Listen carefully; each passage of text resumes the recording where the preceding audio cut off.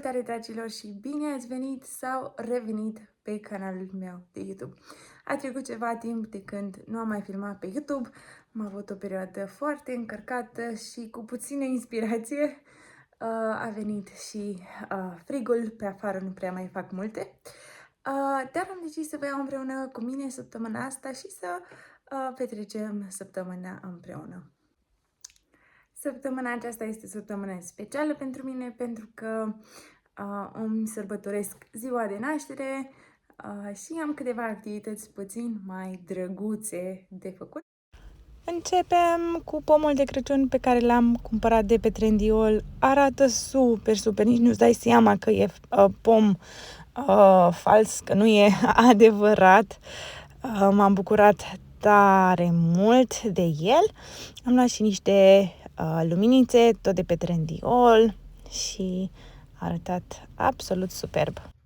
În acest videoclip vă arăt și o comandă de la Ikea. Am așteptat comanda asta, mi-am dorit-o foarte mult de luni bune, mă tot uit la produs pe site.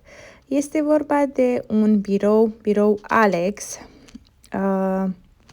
Este varianta completă cu 10 sertare, ceea ce m-a bucurat enorm de mult. Dacă sunteți de ceva vreme pe canalul meu de YouTube, știți că îmi place tare mult să fiu organizată. Am nevoie să fiu organizată ca să pot funcționa cum trebuie.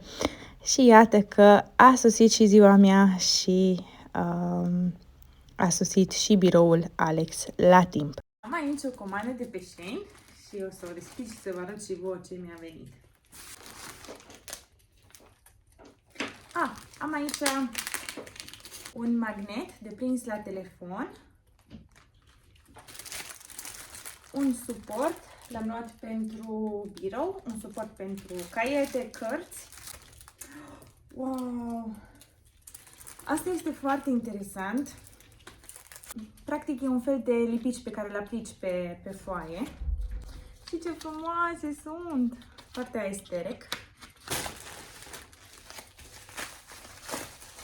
Aici am niște organizatoare pentru birou, cutii pe care o să le pun în sertare. Aici sunt, cred că, vreo 200 de stickere. Sunt stickere cu tematică creștină. Wow, ce frumoase sunt!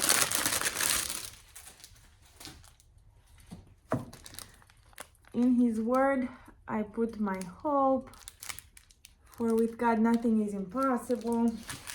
Mă bucur foarte mult de astea.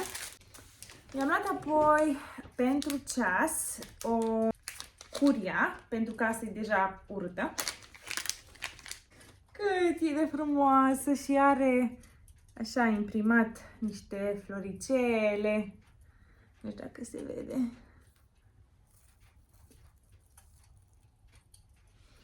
O pus-o nouă la telefon. Cât e de drăguță, probabil observați că în ultima perioadă asta a fost culoarea mea favorită. Un calendar pentru 2026, pentru birou. O agendă. Ce faină e! Simplă! Aici mi-am luat pentru birou niște suporturi pentru cabluri. Trec cablurile prin ele și așa nu se mai vor încălci. Aici nu știu ce e. E un suport pentru căști. O să vă arăt după ce aranjez totul pe aici. Un alt caiet. Asta pare așa mai sărăcăcios, mai vai de el, dar e totuși drăguț. Un liniar, niște creioane cu mină și un jurnal pentru slăbit. Credeam că e un pic mai gros, dar ok. Sunt chiar curioasă să văd ce pot face cu asta. Și cam atâta. Mă bucur maxim de el. Chiar îl recomand. Astăzi este ziua mea de naștere și sunt tare entuziasmată. Până acum m-am bucurat foarte mult de ziua asta. Acum, pe seară, vom avea un mini party, așa, cu tematică de Crăciun, pentru ziua mea de asemenea. Așa că o să vă iau împreună cu mine să pregătim masa și să ne pregătim pentru musafiri. Acesta este tortul. Mi-am dorit tare mult un tort în stilul ăsta și l-am comandat de la cofetărie. Nu am vrut să mă aglomerez eu cu prea multe, dar cred că este super. Ce frumos este, îmi place foarte mult.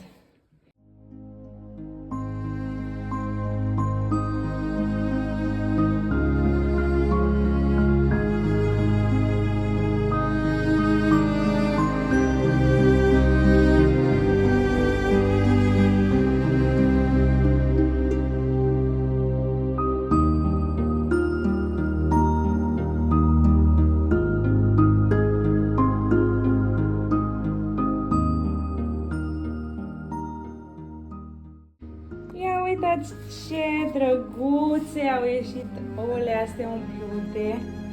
Iui! Progresăm cu masa.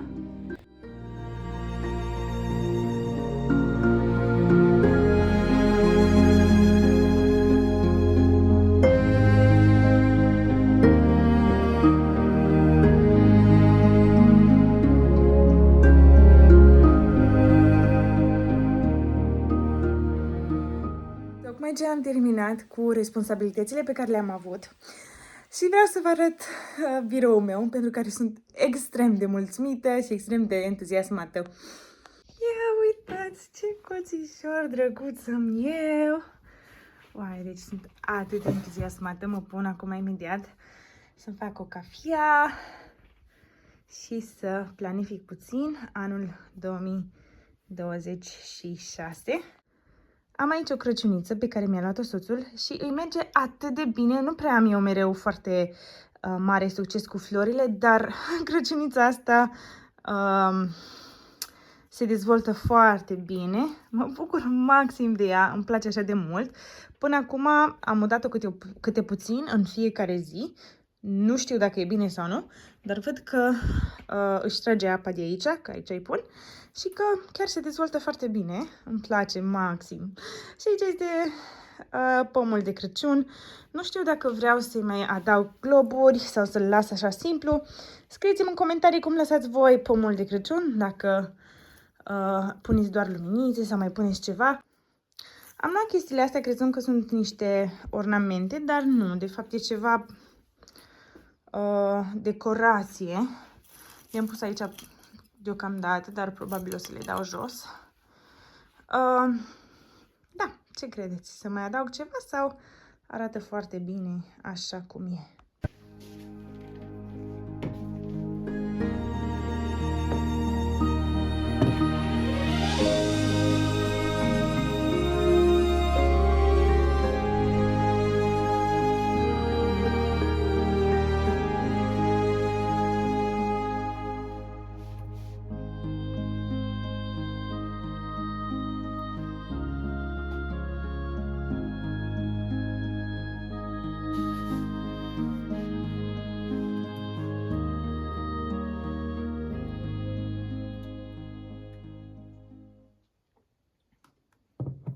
Am terminat cu vision board-ul. Eu mi-am făcut vision board, cred că de câțiva ani, 3-4 ani, și îmi place foarte mult să-mi văd obiectivele în formatul acesta. Nu cred în manifestare, nu cred în a avea anumite poze și a crede că ele se întâmplă doar așa.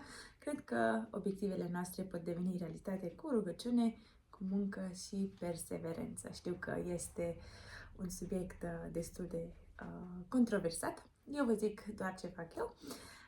Îmi place foarte mult să fac lucrurile acestea, pentru că dacă văd obiectivele în formatul acesta, îmi e mult mai simplu să mă țin de treabă. Am împlinit 26 de ani, sunt tare entuziasmată, am avut emoții pentru că nu știam cum trebuie să fii la 26 de ani, dar m-am liniștit și iau totul ca pe o nouă oportunitate. Vreau ca fiecare an care trece din viața mea să mă uit de fapt cu mulțumire la el, să îi mulțumesc lui Dumnezeu pentru că mi-a îngăduit să am anul care a trecut, mi-a îngăduit să experimentez atât de multe lucruri, mi-a îngăduit să trec prin văi și prin munți și toate așa, momentele frumoase sau mai puțin frumoase sunt momente care ne fac persoanele care suntem în prezent.